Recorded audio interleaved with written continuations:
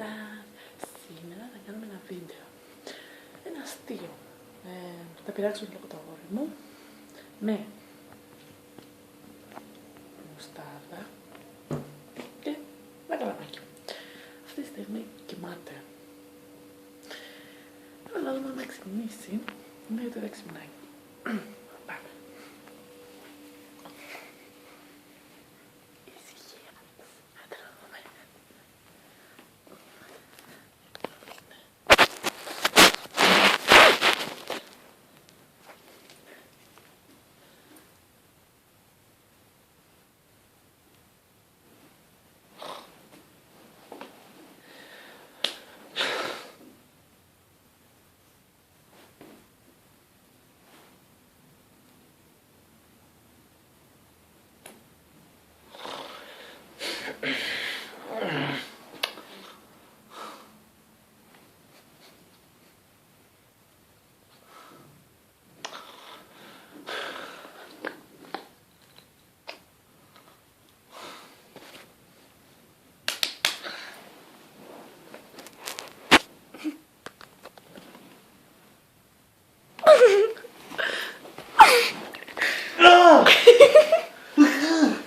Τι είναι αυτό?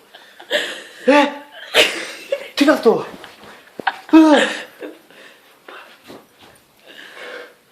Βγες για εσύ κάμερα. Έλα. Έλα, πες για. Θα σε σκοτώσω. Θα με σκοτώσει. Θα σε σκοτώσω. Κοίτα.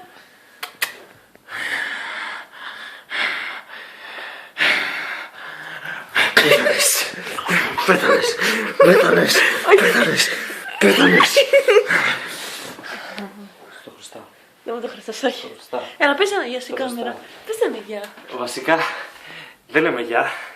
Την επόμενη φορά θα είμαι η σειρά σου και δεν θα σε λυπηθώ. Και εγώ σας αγαπώ.